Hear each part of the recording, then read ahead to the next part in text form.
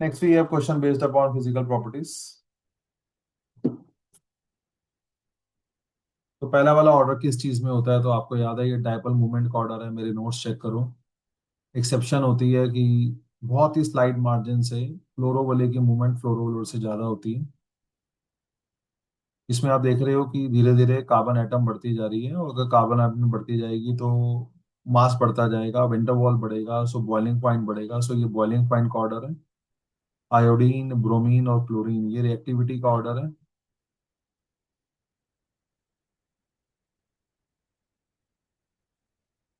Iodine, bromine, chlorine, fluorine, सो ये reactivity का order है। क्योंकि सी आई बॉन्ड लॉन्गर डिसोसिएट फास्टर, और फ्लोरो, क्लोरो, ब्रोमो, आइडो ये बॉन्ड स्ट्रेंथ का ऑर्डर है। सी एफ बॉन्ड छोटा होता है, स्ट्रांग होता है। सी आई बॉन्ड लंबा होता है, वीक होता है। इनमें से कौन सा इंसेक्टिसाइड है? DDT.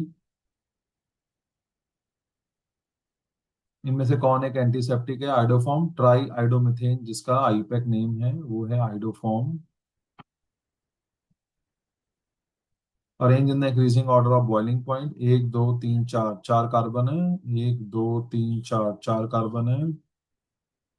So molar mass same हो गया। सो आप साइज देख रहे हो, ब्रांचिंग होने से साइज कम होता है, जिससे बॉइलिंग पॉइंट कम होता है। तो सबसे ज्यादा बॉइलिंग पॉइंट होगा सेकंड का, फिर फर्स्ट का, फिर थर्ड का। जैसे जैसे ब्रांचिंग बढ़ेगी बॉइलिंग पॉइंट घटेगा। रेफ्रिजरेंट कौन है? Freon.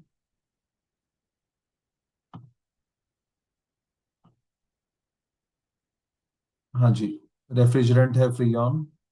Solvent for paint remover है मिथाइलिन क्लोराइड। इंसेक्टिसाइड है डीडीटी, ये डीडीटी का नाम लिखा हुआ है। और एंटीसेप्टिक है आइडोफॉर्म। और नाम टफ है भाई, आपने आईपैक नेम नहीं करे, बट आप फिर भी आइडिया लग जाएगा। दो क्लोरोबेंजीन है, CCl3 है, तो पहचान में आ जाता है। Decreasing order of dipole movement, तो मैंने आपको बताया कि क्लोरो की स्लाइटली ज्यादा होती है, फिर फ्लोरो आती है, फिर आइडो, ब्रोमो, और फिर आइडो।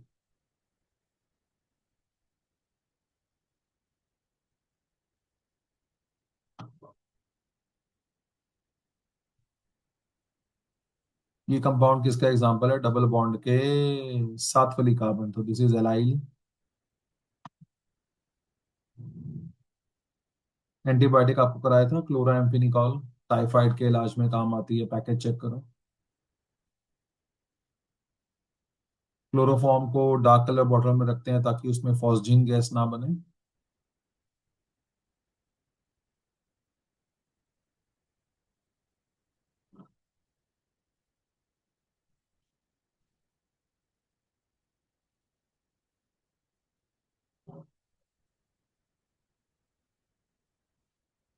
कौन एक फायर एक्सटिंग्विशर है? CCl4। कौन एक एंटीसेप्टिक है? आइडोफॉर्म।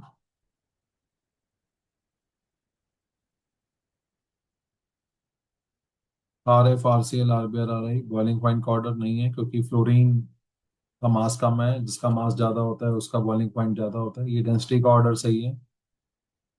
स्टेबिलिटी का ऑर्डर ये सही है, क्योंकि CF बॉन्ड स्मॉल और स्ट्रांग होता है, जिससे स्टेबिलिटी बढ़ती है। इसी को स्टेबिलिटी कहते हैं कि ये आराम से टूटता नहीं है। ये रिएक्टिविटी का ऑर्डर है नहीं, तो इसमें दो जो ऑर्डर है वो करेक्ट है, बी और सी।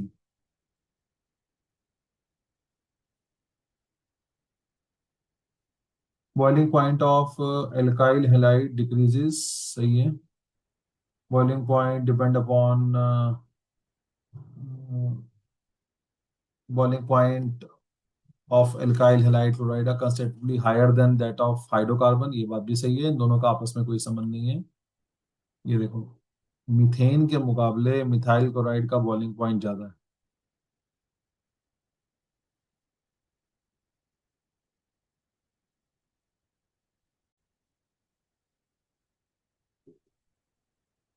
बेसिकली ये एल्केन है, ये एल्काइल हैलाइड है। हमेशा एल्काइल हैलाइड का बॉइलिंग पॉइंट एल्केन से ज्यादा होता है, चाहे वो कोई भी एल्काइल हैलाइड हो। उसकी वजह एक तो इसका मास ज्यादा हो जाता है, दूसरा ये पोलर होते हैं। ये जितने भी एल्केन होते हैं they are non polar. Non polar वालों में सिर्फ वंडरवॉल है, इनमें वंडरवॉल के अलावा डाइपोल डाइपोल ट्रैक्शन भी है जो इस पे भारी पड़ेगी एल्केन पे। इसीलिए ये क्वेश्चन बहुत इंपॉर्टेंट है, इस पे आपको ध्यान लगाना होगा। इस पे आपको फोकस करना है कि boiling point alkyl chloride bromide iodide का ज्यादा होगा as compare to hydrocarbon of same mass. जैसे मान लो अगर मैंने दो कंपाउंड ले रखे हैं, एक एल्केन है और एक एल्काइल हैलाइड है, इसका मास भी 60 है, इसका मास भी 60 है, तो वंडरवॉल खत्म हो गया, तब भी इसका बॉइलिंग पॉइंट ज्यादा होगा because they are polar in nature. ये समझा दें। Chloroform stored in dark coloured bottle, yes. Exposure of chloroform light में फॉस्जिन बन जाती है जो टॉक्सिक होती है, इसी को बचाने के लिए तो डार्क कलर बॉटल में रखते हैं। Reaction of alcohol with HCl and zinc chloride is faster for टर्शियल alcohol, yes. टर्शियल alcohol tertiary carbocation बनाते हैं जो कि बहुत स्टेबल होता है। करेक्ट, करेक्ट एक्सप्लेनेशन, पैकेज में क्वेश्चन दिया हुआ है। एल्काइल हैलाइड पानी में नहीं घुलते, सही बात है। Alkyl halide have halogen attach with sp3 carbon, ये भी सही है। पहले पहला पेज अगर आप बुकलेट का देखो उसमें ये समझाया क्या होते हैं एल्काइल हैलाइड, अगर हैलोजन sp3 कार्बन से लगी हो, पर ये दोनों बातों का आपस में कोई संबंध नहीं है। वो पानी में इसलिए नहीं घुलते क्योंकि वो पानी के साथ हाइड्रोजन बॉन्डिंग नहीं बना पाते। Boiling point of alkyl halide decreases Ri RBr RCl RF, सही बात है। वेंडरवॉल अट्रैक्शन का ऑर्डर ये होता है, इसीलिए तो ये करेक्ट ऑर्डर है। क्योंकि जो बॉइलिंग पॉइंट है वो बेसिकली डिपेंड करता है वंडरवॉल पे, वंडरवॉल डिपेंड करता है मास पे। मास Ri का ज्यादा है फिर RBr का, तो बिल्कुल करेक्ट एक्सप्लेनेशन है। टोटल नंबर ऑफ कंपाउंड जिनकी जीरो डायपोल मोमेंट होगी वो कौन होंगे? CCl4 की जीरो है। ऑर्थो मेटा पैरा में से पैरा वाले की जीरो है। तो CCl4 में चारों वेक्टर सेम होते हैं, इसकी डायपोल मूवमेंट जीरो होती है, पैकेज में लिखवाया हुआ है आपको, रीजन नहीं दिया हुआ। पैरा डाइक्लोरोबेंजीन में मैंने प्रूव करा हुआ है आपको कि इसमें दो वेक्टर हैं, दोनों अपोजिट टू ईच अदर है, सो इसमें भी नेट मूवमेंट जीरो आती है। तो दो ही लोग हैं जिनकी नेट मूवमेंट जीरो है। तो यहाँ पे ये टॉपिक।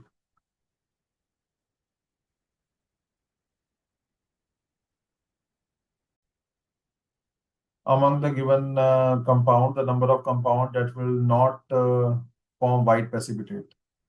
तो देखो इसमें ब्रोमीन है और ब्रोमीन से AgBr बनता है जिसका येलो पीपीटी होता है।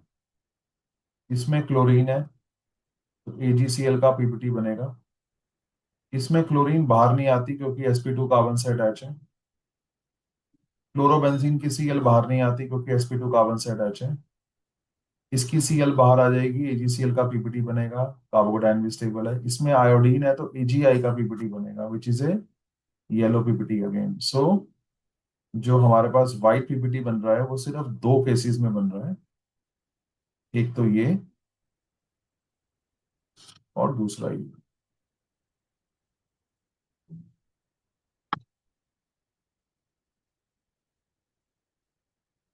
तो यहाँ पे ये खत्म होता है, कोई डाउट होगा तो आप पूछ लेना।